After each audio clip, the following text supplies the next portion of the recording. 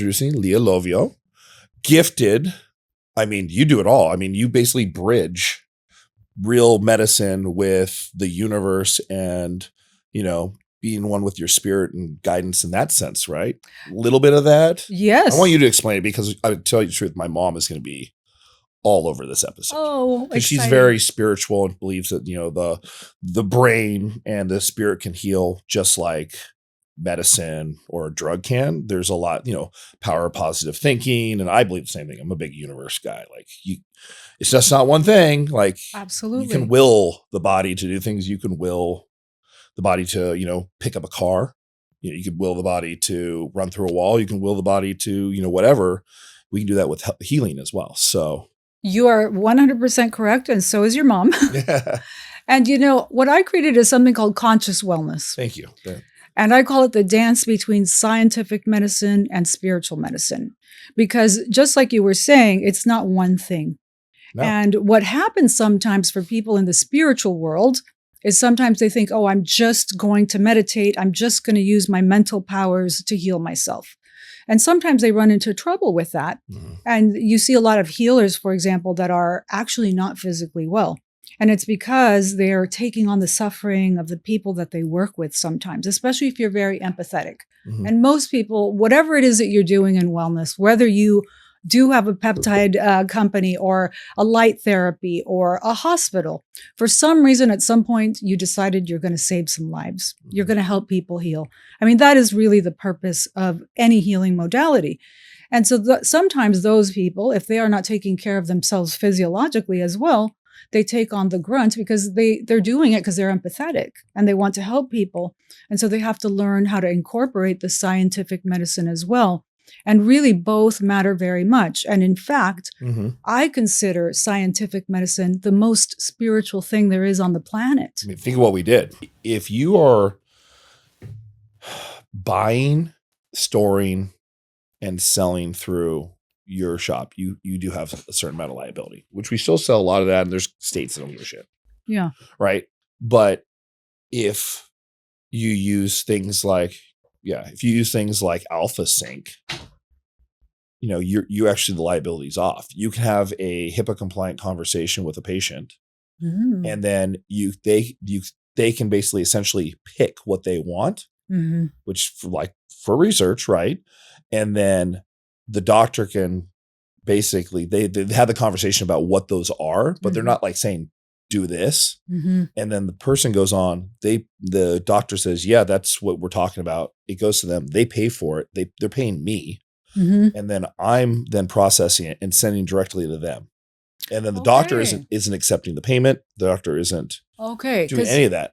Yeah, a lot of them. So I work with a lot of them, like from SSRP. Yeah, and Jay's a big fan of Dr. Seeds. Oh boy, yeah.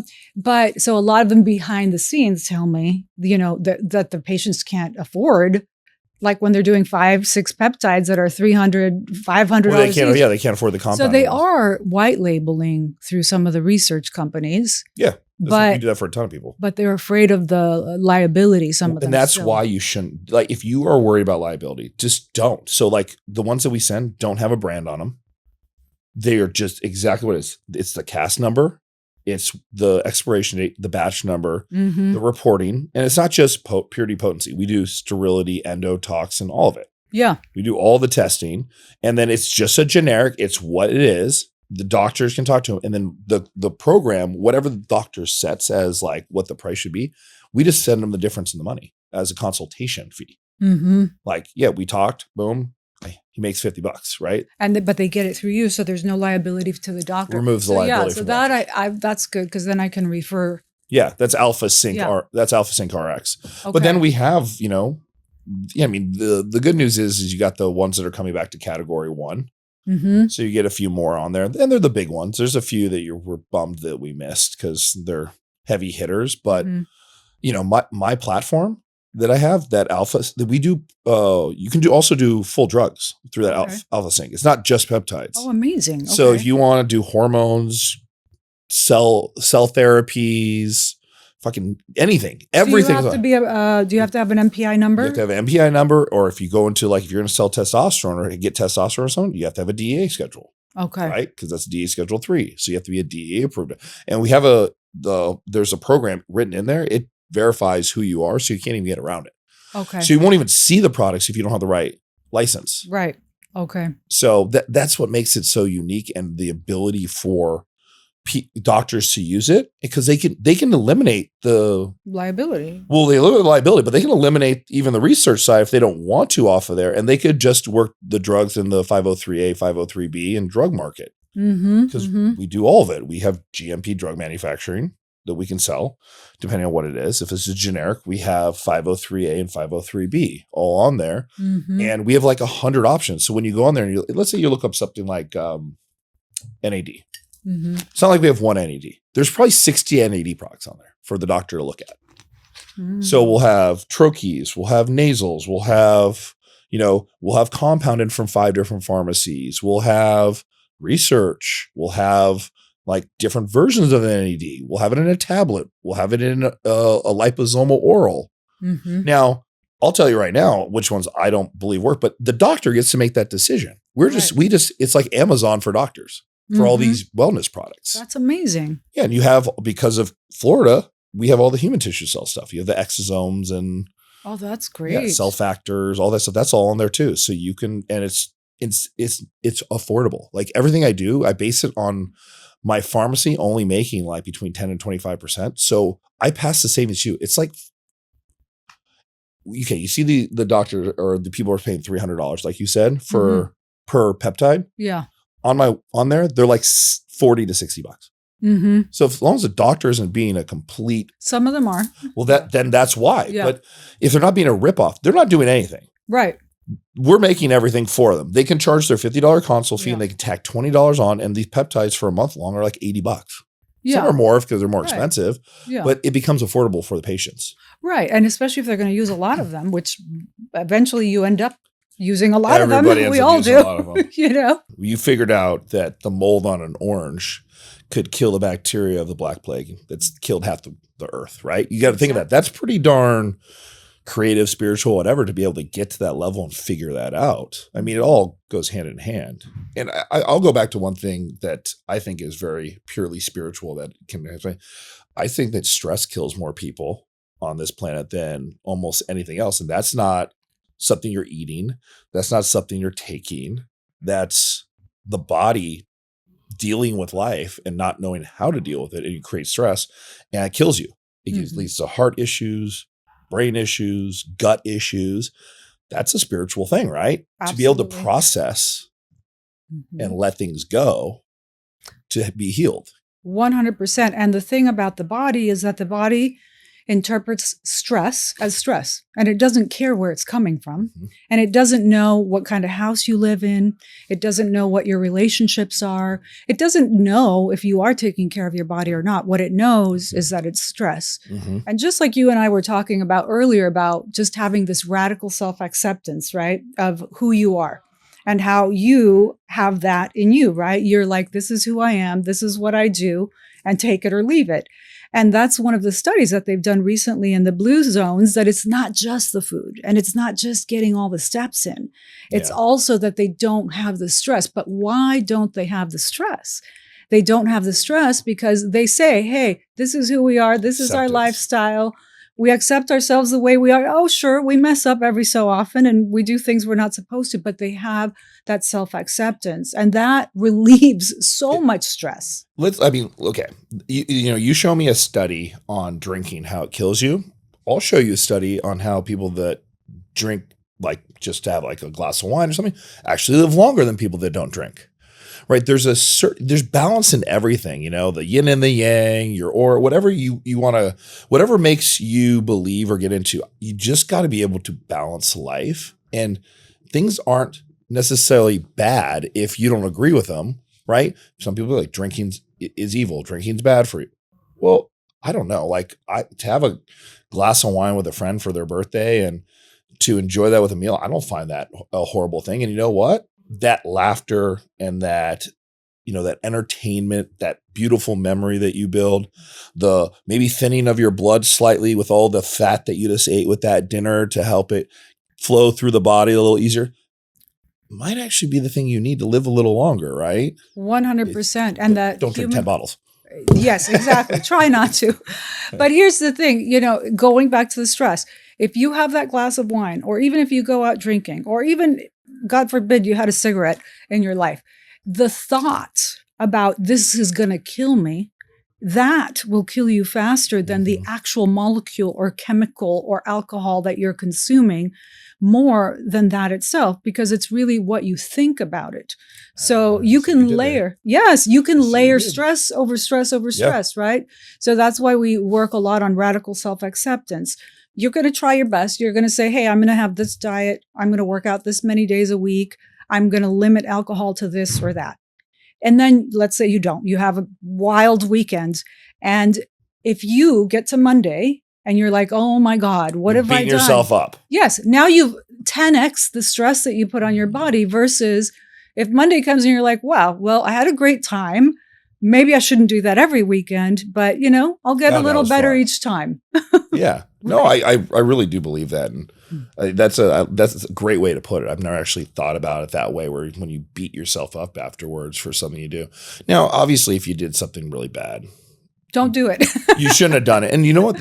Sometimes that stress will hopefully trigger something like, I don't want to do that again because I don't want to feel that way. Right. Because stress is a feeling, like the anxiety, sleeplessness, I mean, it makes you sick. Like I'd say, like, I don't get sick very often, but I feel like the times that I do is when I'm generally really worked up about things I can't control. And it drives me nuts. Not that I need to control everything, but when I feel like I'm doing all the right things and things aren't going the direction they, in my opinion, should be going, that's when I truly get stressed, because I'm a people pleaser. So when I'm like trying to do the right thing and people just don't want to listen or don't want to accept and want to, try and push back, and I just don't know where next to go, that's when I usually find myself like tired, worn out. Whereas going out and, having fun with the friends and working 15 hours a day on projects that I love to do, that will never wear me out. I'll have more energy than ever before. Like I can work 20 hours in a day and I'll do that for 6 weeks straight. If the projects are fun, like the things are going right, I don't ever really get tired. Right. Because you're inspired. Yeah. So you're in spirit. Right. Yep. And this is why I say that many people in the medical field and wellness are the most spiritual people that there are, because they're inspired, right? They're inspired to create something to help humanity. They're inspired to create a new therapy, a new combination of a molecule that's really going to help elevate people. And that all starts with the thoughts, just like you were talking about being a people pleaser. And when you really get stressed is when things don't go well because you're really trying to help people.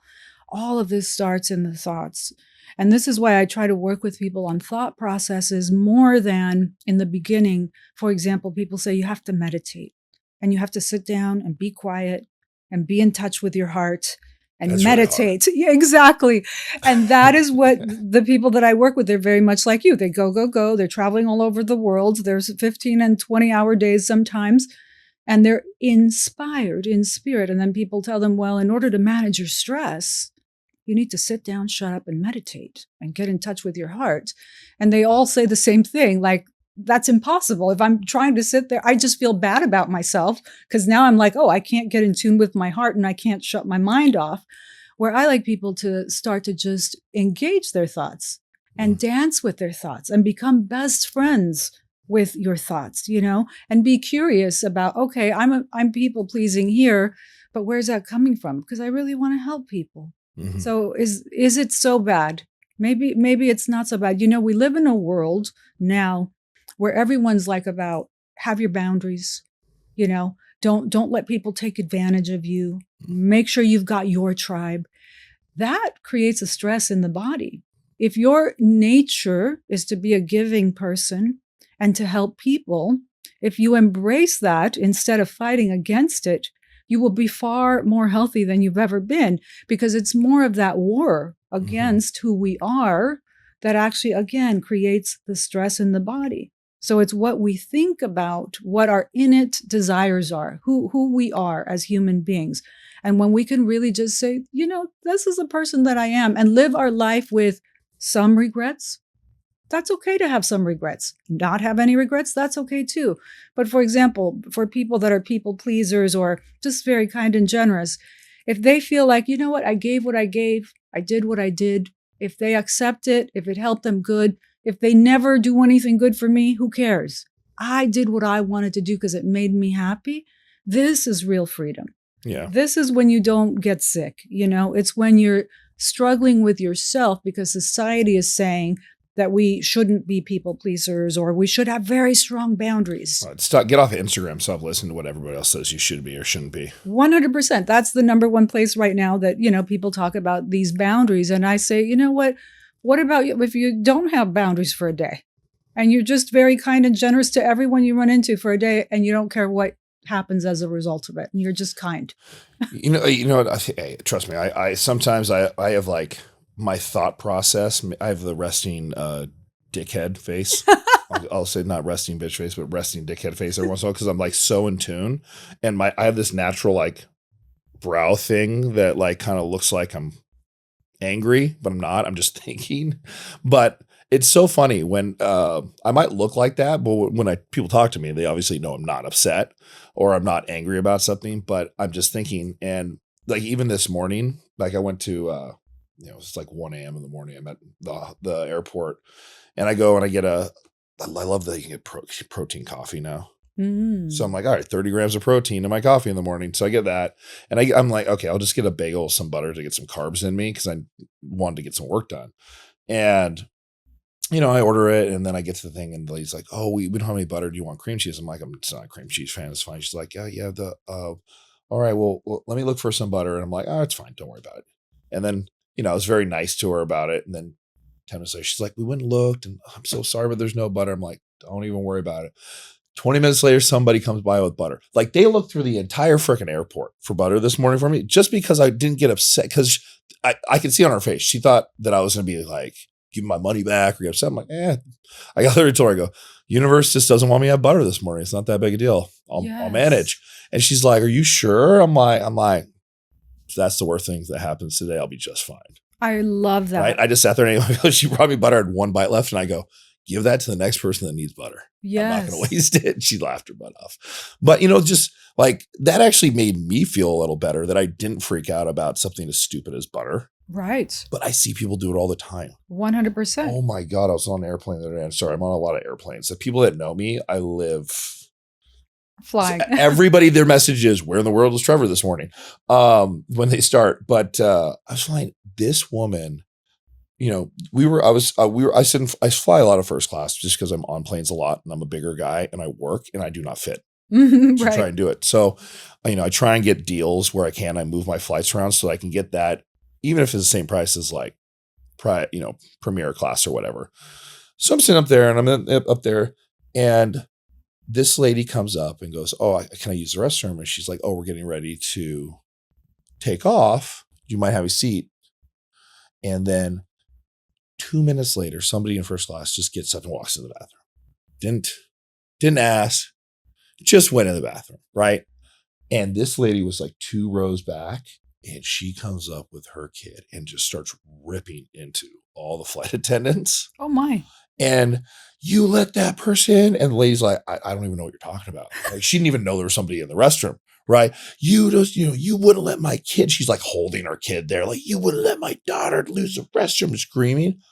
I look up at this woman like that's getting berated and she has like no idea why. I'm like, sorry, she's a little crazy. Like, I'm like, oh my God, I can't believe it. I'm like, this person, I don't know how they're going to live past 50 with that much like anger. 100%. Yeah. Like someone use the bathroom, get over it. The plane takes off, come back up in 5 minutes, And if it really is an emergency, just if she would have said it was an emergency the first time, I saw her come up and like, hey, unfortunately, we're getting ready to take off. Please take a seat. Mm-hmm. She just like went off because of that. I think that the rules, you teach a lot about how to balance that, it seems like. And you have a lot of speaking engagements coming up. I do. Like, you're always talking. Yes.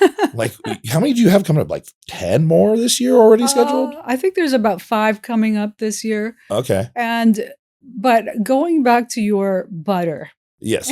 Butter situations, this is so important. That's called having equanimity.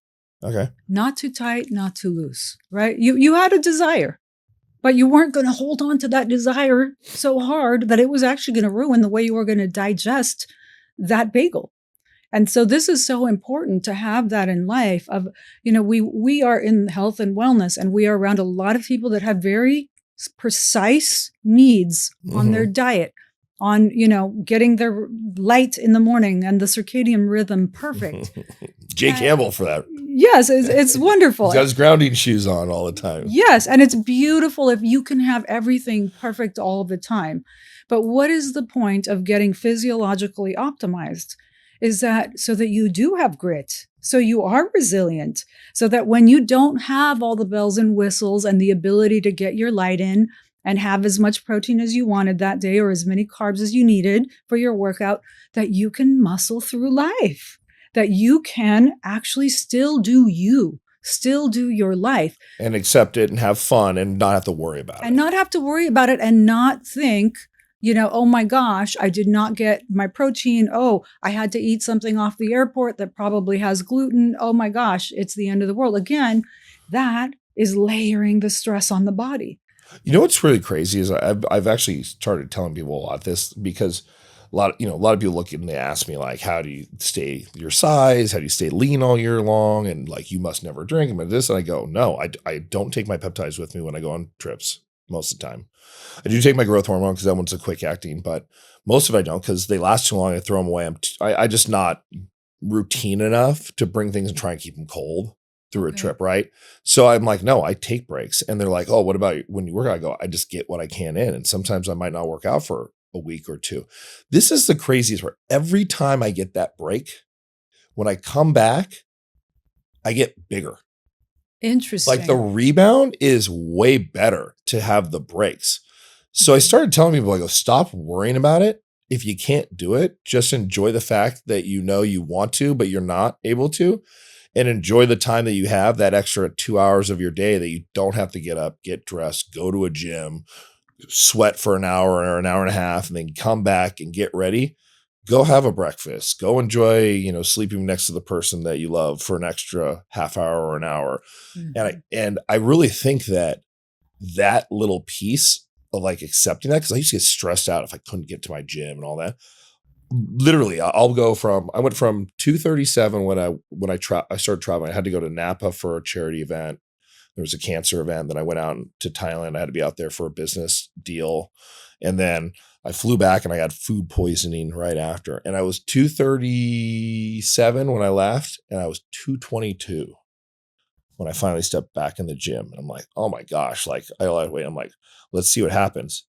A week and a half, like roughly 10 days later, I was 247 at 3% body fat. So I was 10 pounds heavier than when I left, even though I lost 15 pounds. The body remembers because it knows yes. I give it what it needs, like you just said, all the time. Mm-hmm. When I'm home, I'm able to get my time and I can eat my better meals. Right. So yeah, it got, took a setback, but the body remembers. The body remembers, and the body is just waiting for us humans to be kind to it. So one of the things you were talking about is you were enjoying, right? Enjoyment, celebration, and not having the stress. This is so important to the cells of the body. I always say the cells of the body, they listen to what you're doing. And if you are like, oh my gosh, I did not work out today. Oh my gosh, I ate this thing with gluten. Then your cells say, something's wrong with my human. What's going on? We got to restrict. We can't do our work. But if you're just enjoying your life, you're sleeping in with your beloved, and what could be better than that? Your cells are like, oh, my human is happy. My human is enjoying life. We can do our work. We're resilient. We are not stressed out. And this goes back to the place of being a people pleaser or a person that's very giving. That's the same thing. Generosity, being kind and generous is the best thing you can do for your health, is the best thing you can do for your cells. Every morning, if you're thinking about what am I going to do today to make the world a little bit better, to help somebody, to do something that's going to change the world. Again, your cells think, wow, my human's thinking about helping people. Love that. Wow, we can do our work, we can relax. But if you wake up oh my gosh, what's in it for me? Where am I going to get mine? I have to make sure that that person pays me back for what I did for them and make sure that I get mine. Your cells again restrict and say something's wrong. Yeah. Something's wrong with my human. We need to restrict. We can't do our work. It's a stress storm. Do you ever get stressed out? I used to. You're like, nope. I used to because I started as an empath. I started as a very in tune with energy and spirituality from the time I was very young. And for many people like that, you have to learn again how to help people, but without taking on their suffering. Mm-hmm. Now, let's go back to the generosity part. The most generous thing you can do is help people, but not suffer with them. Because when you're suffering with people, you actually are creating an interference to the healing that you're trying to help them get to, right? And so for me, I was very stressed before because I didn't know how to manage everything that I could feel. I could see people's energy. I could feel their pain. Yeah. Then when I started working with people, there's a lot of suffering in the world. People do go through tremendous hardships. And, I had to learn to attach and detach from the human beings that I was helping. And when I learned to start to do that, my body also stopped being stressed out. And if my main goal in life is truly to be of service to humanity and help people, then I have to become a master of my thought processes. I have to become a master of my stress states. And when I do that, I become a master of my energy. And then you become a master of energy. And people think this is very woo, but it's actually not. In ancient times, we had tremendous healers. We had miracle workers.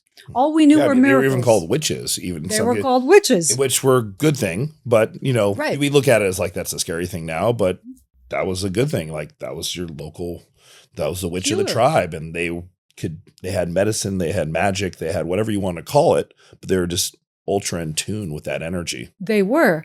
And we think it's very mystical, but really what they had was thought mastery. They mastered their thoughts. They mastered their thoughts about themselves, about the environment, and about the people they were working with.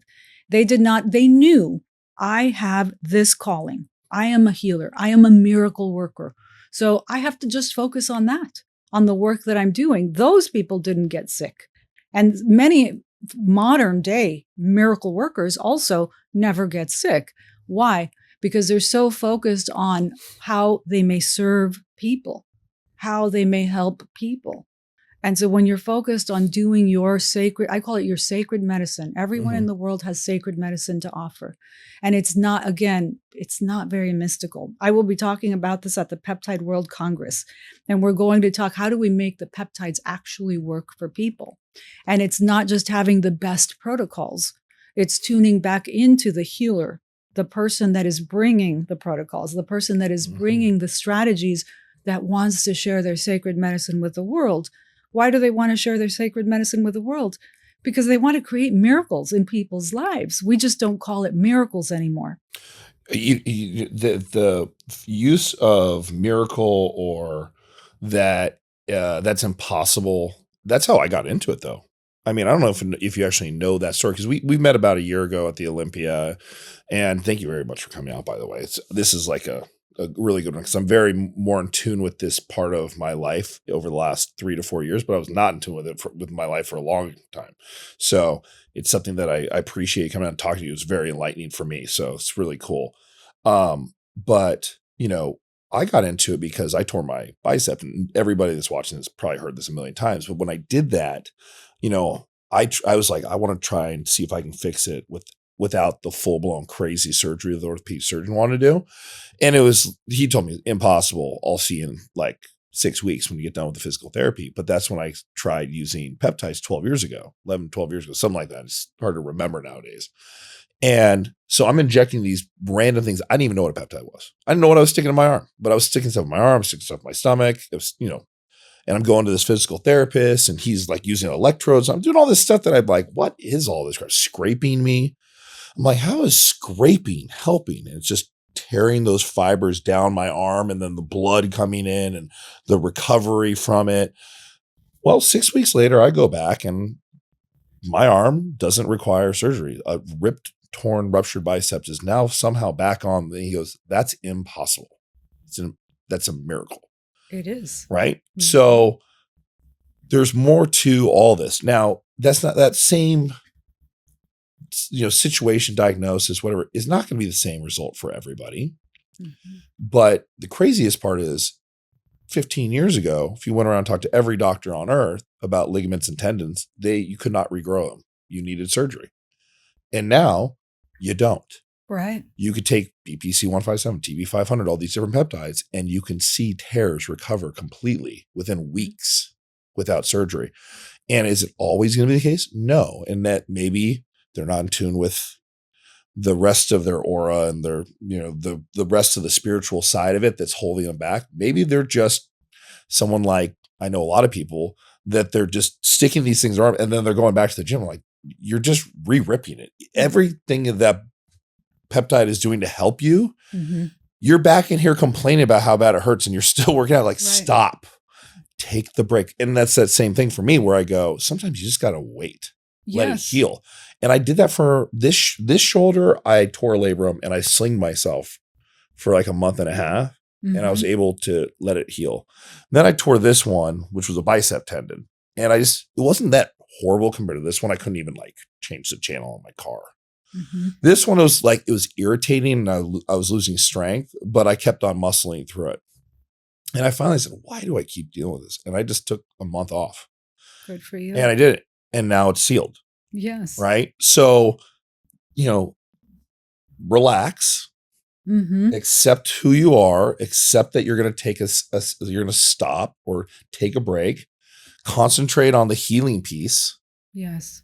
And I guarantee you, everybody that does this, when you come back, you're going to get better than you were prior. Mm-hmm. Otherwise, what are you going to do? Go get a shoulder surgery and be out 6 months? How do you think you're going to feel then? Yes. And that is such a beautiful example, Trevor, that the miracle of healing is in the protocols, in the strategies, and in the science, right? We just didn't have the words for it in the past. They were miracles, and that's all we knew. But now we understand all the mechanisms in the body. Yeah. A lot more than before. 100%. Holy crap. And the other miracle in healing is having a deep reverence for the human body and for the science. And that's what you did when you said, I'm going to take this time off, because you gave the body some reverence. You said, oh my Lord, this body is carrying me through this whole life. I'm going to revere you. I'm going to adore you and take good care of you. My bicep, my shoulder, having this reverence for the human body, for the science of being alive, for all the breathing cells, all the tendons, all the ligaments. This is what gives us the wisdom on what to do next. But if we're like, I'm just going to muscle through everything, then the body again is like, okay, I'm telling you I'm in pain here, and you're ignoring me. So the body is just like a baby, right? The baby will cry. And if you ignore the baby, it's going to get louder and louder. And here's the worst part. If you let a baby cry too long, it will not trust you. And so our body is our precious child, is our baby, and it's going to cry. And if we tend to it, it's going to feel calm. It's going to be secure. We will pacify it. Mm-hmm. And then it will be able to heal. It will be able to do what it needs to do, evolve and grow into something extraordinary. But if we ignore it, then the body does not trust us. And number one, we have to create trust with the body. The body has to trust us. You know this. In any relationship, there has to be some trust. If you don't trust, then you're starting with a bunch of ickiness. Like, where do we go from here? The same thing with your body. If your body cannot trust you, your body is always in flight or fight.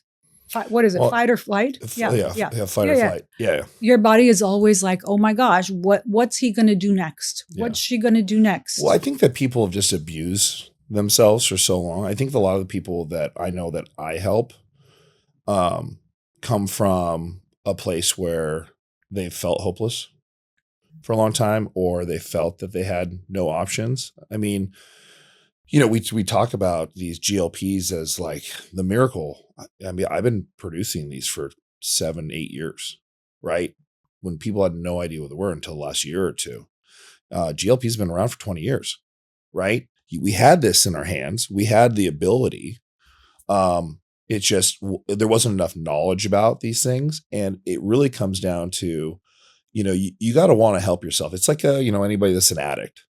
Right. It doesn't matter whether or not you take away the drug or the alcohol or whatever it is. If the person doesn't want to stop, they're going to fight to get that. People need to stop and realize that they want to be better and accept that. And then just know that the path that they're going to take, it's going to be different. It's going to be a challenge. It's going to bend you to your knees sometimes. And it's going to confuse you, because guess what? The path that got you to being 150 pounds overweight, or got you to being broken and torn apart and ripped shoulders and knees, was you did what you were talking. You fought through. Now you're going to tell yourself, after 40 years of pushing through and don't stop, you're stronger. And now you got to sit there and go, I'm not that strong. I need to relax. I need to ask for help.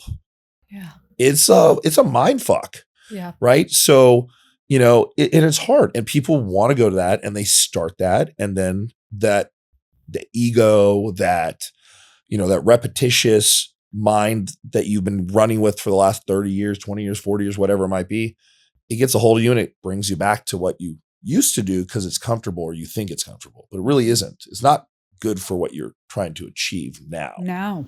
So, when people come in and they go, hey, I want to take what you take. I go, no. I go, it took me, 12 years of messing with my body with these chemicals and proteins and small molecules and peptides and bioregulators, and me really analyzing one by one how they work. For me. And my journey is different than your journey. And what I take now is not what I took even 5 years ago, when I was still in shape 5 years ago, because everything evolves. Even now, I see the things that worked for me in the past don't work the same now. So I drop them and I search for new ways to do it. But you got to know, if you just throw a bunch of, if you throw everything in the pot, you might luck out and get a good stew. Right. But you don't know you won't be able to ever replicate it, because you don't know what you put in that worked. It just worked, right? Yeah. At that time. Yeah, that time. Yeah, you go in, you take every peptide that I take, you're going to see results. There's no way around that. But you don't know if you're taking way too much of this, or this doesn't work for you at all, whatever. You're just flushing money down the drain. You're burning out receptors.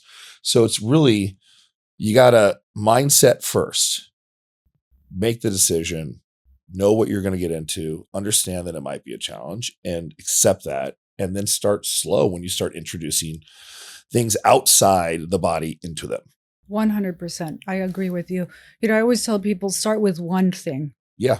One thing. Well, you can start with two. Like if you're working on the brain and something for the body, you can do those at the same time, because you're going to get different results. Mm-hmm. But don't throw 5 brain things in at once. Right. Don't do NAD, CMAX, Slanx, oxytocin. Right. Great. You can really mess up your brain doing them all at the same time. Yeah. Well, you're going to see, like, am I feeling happier because of the Slank? Because that's what it's supposed to do. But maybe it's the oxytocin. Idea. Maybe you're happier because your cognitive function's better from the CMAX, and because you're not tripping over your words or forgetting people's names, that's making you happy. Right? Right. You don't know. Right. Maybe it's just the NAD because it's really strong. I don't know. Like, you try one thing at a time and go, I didn't really get anything out of this, or holy crap. Like, and it's crazy if you just listen at one time. You got plenty of time. Hopefully you have plenty of time left. You're young. Even if you're 50, you're young, right? Yeah. Nowadays, if you're 70, you're young if you want to be. Oh, absolutely. We have all of the molecules and peptides and therapies to live a very long and fruitful life. But going back to what you were saying about what is working for you today versus at another time in your life, just like our own consciousness and our own spirituality and our own purpose in life is constantly evolving. Just, you were saying you're not the same person today, maybe that you were 3 years ago. That spirituality and consciousness has become more important to you. Well, the body's the same way. The body also wants to continue to evolve and try different things and feel even better and better. And that's why we don't do the same exact thing forever. That's why certain things stop working, because hopefully we are getting better and better, and we're taking our bodies to that next level.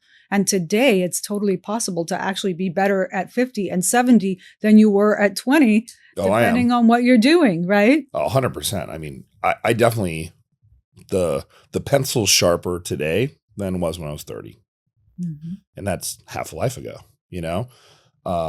My body is in better shape than it's ever been. Now, I probably have a few things that I am abusing, you know, like my elbows hurt right now. So I got to relax on those and figure out what I'm doing that's hurting them and give them a break. But I've actually already started that. I started lifting lighter, and now I'm having less elbow trouble, right? So those are on the mend. So, you know, what was I doing? In realizing that I was doing X, Y, and Z that was putting me in that position. But overall, I mean, you look fit. I don't even know how old you are, but I mean, I can't imagine that, you know, you look perfect skin, hair's great, in shape. You know, you're in tune with who you are, and you know what works for you to be and look the way you do. And your calmness and your presence is amazing. That probably wasn't that when you're 18 or 22, you know, right. You know, a whole different world back then. I think it is listening to your body and getting to that point of radical self-acceptance. That, to me, is where I've seen the biggest changes, even with addiction. So addiction is very difficult. Mm-hmm. Food addiction is extremely difficult. Sugar's more addictive than cocaine. 100%.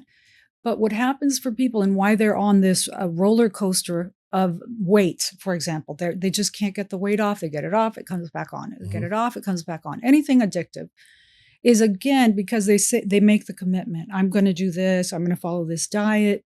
And then they don't. And then there comes the self-loathing. Mm-hmm. There comes I just can't do it, versus that radical self-acceptance, even with eating disorders, for example. Some of the people that I've worked with in Hollywood, you know, this is very prevalent in Hollywood because you have to be very, very thin, unfortunately, still for many women. And instead of fighting oh my gosh, I went and I ate all of this or all of that, we start to switch it to amusement, right? To being amused with yourself. Like, okay, get a load of me. I went and I ate the whole entire, you said you eat ice cream every day. I actually ate it twice yesterday. Okay. Yeah. But you can handle it because you have a lot of muscle mass. But, you know, a smaller frame woman cannot. Or you just have to eat like one bite, and who can eat one bite of ice cream? Yeah, impossible. No. So instead of saying, oh my gosh, I ate, 2 tubs of ice cream, shame on me. Well, what is it going to do to my blood sugar? There goes 5 pounds that I lost. Instead, it's like, there I go again. Okay, I did it again. You know, that's something I'm working on, and I'll do a little bit better tomorrow. And that's that radical self-acceptance, to be more amused by what you consider your shortcomings in life. Like that. Versus beating yourself up. Laughter is a cure for so much. All the bad times I've been in my life, the doctor, they can sit there and kind of make fun of you, you know, and you just kind of get a chuckle. I mean, it doesn't matter how bad a pain you're in or whatever, it removes that for a moment. And sometimes you only need a moment to know that it can be gone. Right. Right. Oh, that hurts. But like, you're like, oh, wait, I can still laugh. Those are important things. Now, let me ask you this, because on that same line, maybe I'm crazy, but I have this weird thing. I almost welcome disaster because I like sorting out and figuring out how to fix it. Mm-hmm. Not that I want to get hit by a car or anything like that. But when I eat ice cream, instead of being like, oh my God, I'm fat ass, I just ate another tub of ice cream, I sit there and go, cool, I'm going to put an extra 15 minutes into the gym tomorrow, and I'm going to turn that fat into muscle. Like, I look at things as challenging myself, and maybe that's just a different way, but I don't know is that something that could work for people too? 100%. I do that all the time. Okay. So most of us women are obsessed with the scale, but some men as well.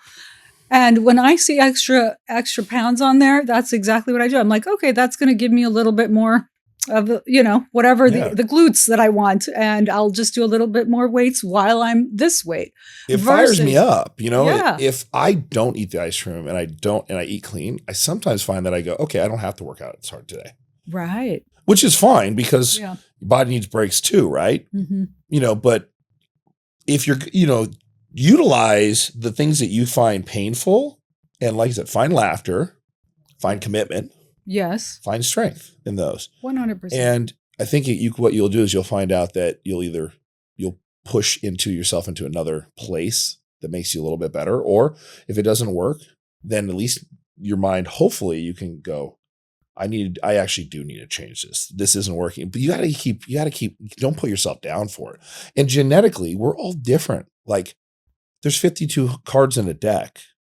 You don't get a royal flush every time, right? Sometimes you get a 2-7 offsuit and a bunch of crap for anybody that likes poker, right? But that you're going to get a different deck every single time. In your own life. Yeah.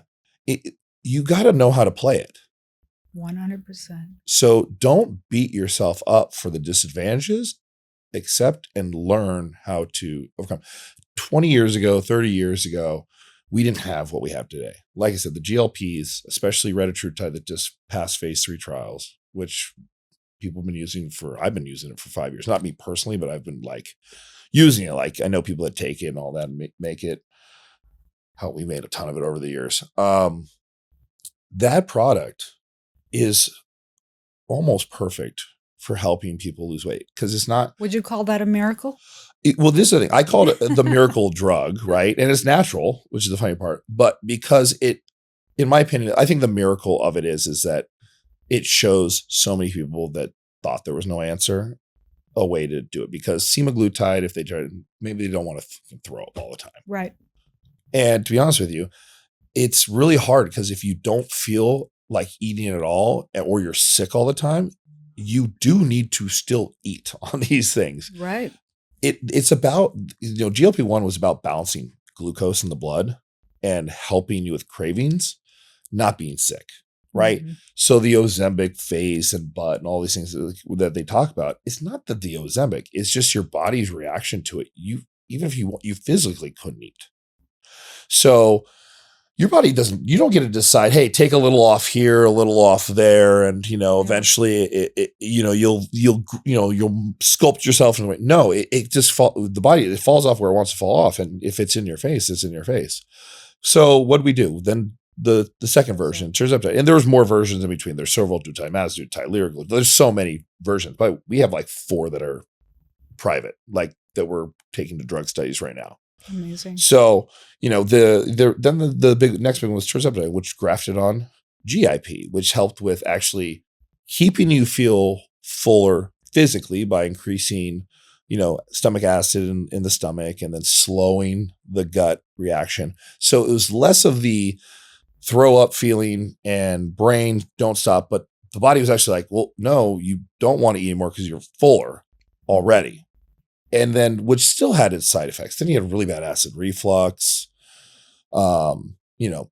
constipation, diarrhea, bloating, from that, because you're physically making your body hold or slow down, right? So people that now have a food addiction that are hungry all the time, now you've let back in a little bit of that hunger piece because you should be eating. But because that I want to eat all the time is so strong, you're physically eating until you're physically sick. Now, right? Because you can't get out because you've literally slowed everything down chemically. Yep. And then that's why you still have to work on the thoughts. That's what I'm saying. You got to. It's more. Everything is more than just your body. You can't just add. I know everybody calls it once again a miracle. BPC 1057 does all these great things. It does do a lot of great things, but it doesn't just do that by itself in your body. That is utilizing a million other things for it to work. So you gotta, that's a lead component, but you gotta be nice to it. But back to the Reta, you had that third one with glucagon, and it really softened up the whole entire piece with the release of natural sugars in the blood and, the energy and, you have a little bit of thermo effect. So you were able to ease the gut thing, ease the tendency to feel nauseous and allow it to you're like, okay, I can eat. I just don't eat as much and I still enjoy my food, but my cravings aren't as bad. It just was way more balanced. And now we have a fourth one that we're doing. I'm sure other people are doing the same thing that will actually help develop more muscle mass, which will then burn calories. Is that mazdutide? No, we actually call it lepto. Oh, okay. So we're doing human trials on that very shortly here. So hopefully the results are what we think they will be. So the weight will not drop as much, but what we're really looking at is fat loss and muscle up, not just weight. Because as we all know, weight is not an indicator of health. It's Right. just an indicator of how much you weigh. It's kind of like, hey, the people all the time like, well, how many milliliters or how many units is it? Well, that's an indication of volume, not an indication of the quantity of the medication. Mhm. So there's more than just weight in our lives. 100%. And I love that it helps with muscle, because let's talk about what does muscle represent in life as well and why it's important. Of course, we know that it reduces all-cause mortality. The Mhm. more muscle that you have, right? The better brain function you'll have. But also feeling strong gives you that will and that grit in your life. You know, when you feel physically confidence, as you know, it just, if you are weak, you feel weak. Yeah. You know, and you just carry yourself through the world in a very different way. And that's why I think it's important to look at also what's the spirituality of muscle, right? It's strength, not just in your physical body, but it's strength in your spirit. And Mhm. it gives you that determination to keep going in life. You feel better. You feel like, oh, I'm strong. I can do these things in my life. And I think that's why all of these molecules, all of these peptides, these chemicals, they are sacred. They are sacred medicine. I call all medicine sacred medicine. There's a place for all of it. And what does it do? It gives people the ability to live a life, to do what their calling is in the world. And when you provide people these molecules, when you provide people systems to get stronger, to be at a weight that makes them feel comfortable and Mhm. happy, to have better brain cognition, to help with their tendons, you're giving them more than I functionality. mean, bone density. Bone density. You're I mean, giving them women, life. bone density. Movement. As soon as you stop moving, the body shuts down. Yes. So you need to have muscle to move. Mhm. So stop focusing on weight. You're not trying to hit 120 if you're 5'5" or whatever it is. You know, it's okay to be 135. It's Mhm. about balance and how you feel and how you look. So if you carry more muscle mass, you may love the way you look even more, even though you're 10, 20 pounds heavier. But you're stronger. But you're stronger. And by the way, fat's this big in the weight, muscle's this big. So you could be heavier but look skinnier, essentially, right? Right. Now, at some point, muscles can take over. You're going to look muscular, and unless you want that as a woman or a man. I mean, there's guys that they don't want to look my size. And honestly, I don't want to be this big normal either. I'm trying to keep my weight a little higher than normal because I challenged my entire office to do a bodybuilding show in January. Oh, amazing. For fun. I'm like, no one's going crazy. And I mean, you can if you want, but I'm not going to go like the crazy old days dieting for like a bodybuilding show where I just hate everybody, including my dogs, because I'm just so food deprived. But I thought it'd be fun to try and drag about 10 to 15 of them up on the stage. That's great. And, you know, hopefully we can get some medals, and hopefully a few of us could be on the stand together and just team building, camaraderie. It's also good to test yourself, see how far you can put yourself through it, but not to the point of detriment, hopefully. I love that. But I'm like, okay, so I'm holding on a little more because I'd rather be probably 230, 235, so 247, 250s. That 10 to 15 pounds over that is, believe it or not, exhausting. You feel it? Oh, big time. Like Yeah. I feel it in like my cardio. I feel it in getting up. Mhm. It's just heavier. I'm dragging around Yeah. 15 to 20 pounds more all day long. Yeah. The cardiovascular system feels it. Oh, big Your time. I heart get feels shorter on my breath. Yep. I mean, even if I talk too much, I go, ooh, you know, because it's trying to feed everything. So yeah, it's not a health. I don't like it as a healthy weight, but I only got to hold it for a little while longer, then I'll start trimming it off. Yeah. Because Yeah. my weight for a just like a normal amateur type event, I'm going to do like what is it called? The masters, where you do your age is involved in it too. So over 45. Mm-hmm. So I can only be, I think, 218 or 220 for my height. So I got to shave 30 pounds off. That'll happen easily for you, though. I don't know where it's going to come from. I don't have much fat. Right. It's going to come off of muscle, unfortunately. But yeah, I'll trim back down. Then I'll feel like spring and light on my feet. I can dunk at that weight. Yeah, it'll be fun. Okay, so I've been looking at your jewelry. You have every ball on earth and every color. I was looking at yours as well. Oh, I call him my brother, and he's literally one of the nicest human beings on earth. Gabe and Danny are two brothers. And they own Happy Jewelers, and I've known them for 20 years, and they're family, and they've literally made me so much different stuff, and they created. Like they're like, oh, we're gonna make like black diamonds. So this is like an all black diamond bracelet. And then they made me beautiful. They know rose gold because I have a pink undertone in my skin. I have some Native American in me. So I always have red. So yellow gold always clashed. So they started making me all this rose gold. So I have all this rose gold stuff. Beautiful. But yeah, this is over the years, and don't kill me for this, but a lot of this stuff they just like, here, made it for you, enjoy. I don't know how they do that. I mean, the cost of gold's through the roof. Right. They're just great human beings, and everybody that knows them goes, they're never going to go anywhere else. So, but yeah, but I do have a bunch of these as well. I'm just not wearing them right now because I've been on the road and I've broken a couple of them. Mm-hmm. They snap on me, and then I'm trying to find them because I don't want to let them go to waste. But what do all these mean? I know there's meaning behind them. Yes. So, everything that you wear can mean something. And it's really your intention on the energy of what you put on.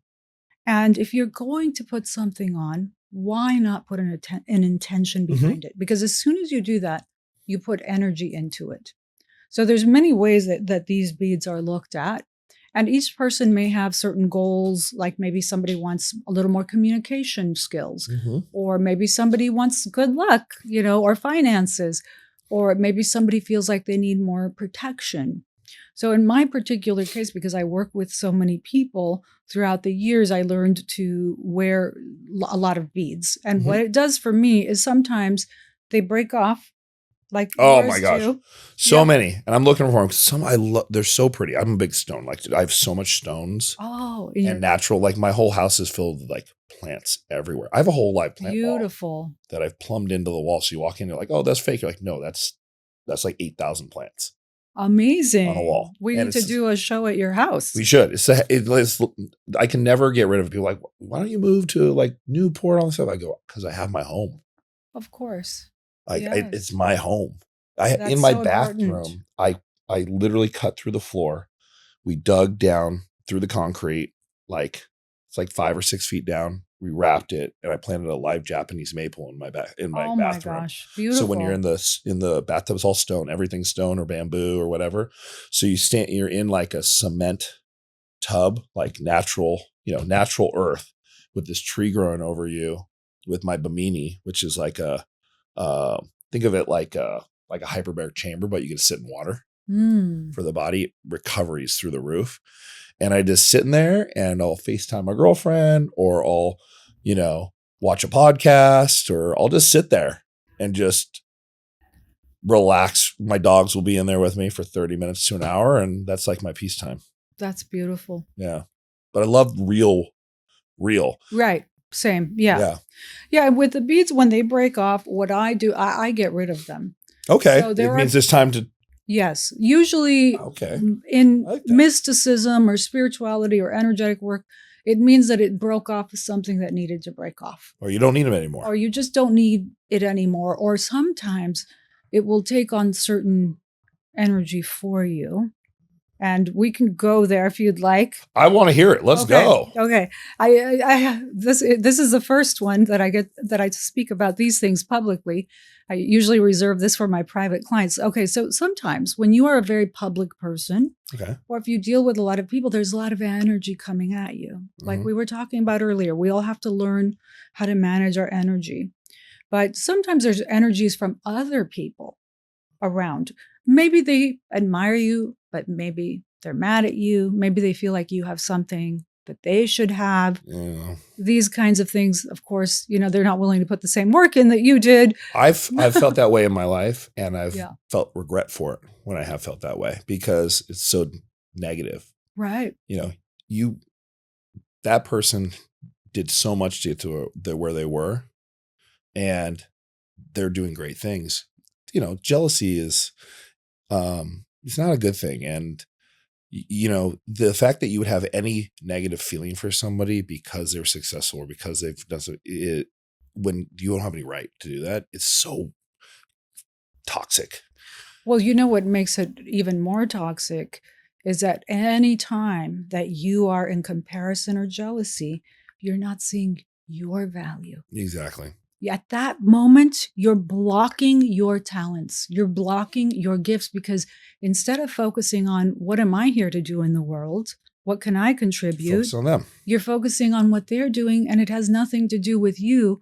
And each person has their sacred medicine to offer the world. And so the worst thing a person can do is be inauthentic, jealous, and competing with other people. Well, I think anger is that way too. I let go of anger a long time ago and like holding on to grudges because you are the only person that's holding that. They have no idea that you're sitting there with all that anger stopping you. So I just let it all go.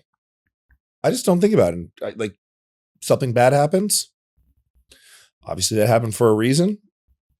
Learn my lesson, learn a little bit about who that person is, learn about whatever. And I just go, okay, move on. Now I know. And I don't hold it. Good for you. If you've stolen from me, if you've said negative things about me, that's your problem. Good for you. Yep. Took a long time though. To same thing with that, like I came up poor. So like I envied people that got there before me because I'm like, I'm putting in the work. I've had the harder chance to do it.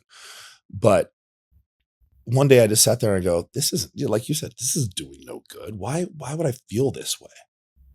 And I learned to not think about those things. The more ambitious you become in life, the less time you spend thinking about what the other people are doing. Because I ask people to become very ambitious. I want people to be supremely ambitious about their thoughts and their energy. Because when you become the most ambitious person about every thought you have, saying, I'm going to make sure every thought I have is either going to help me or someone else, optimize my body or help someone else optimize their body, do something good in the world. This is when you start to become a master of energy in your life and create faster what you want in your life. Because any time that you're spending criticizing someone else, that includes you, being judgmental about someone else, that includes you, being envious about someone else, you're stealing the time and energy from creating what you want in your life. And you know very well, we have a lot of systems we can use to extend our life, but we still will only get a certain amount of time and energy in this body. And so this is why I ask people, become very ambitious about your thoughts, about optimizing your thoughts and your energy, because this is how you get to live everything that is good in life. This is how you get to have everything. Why not have everything?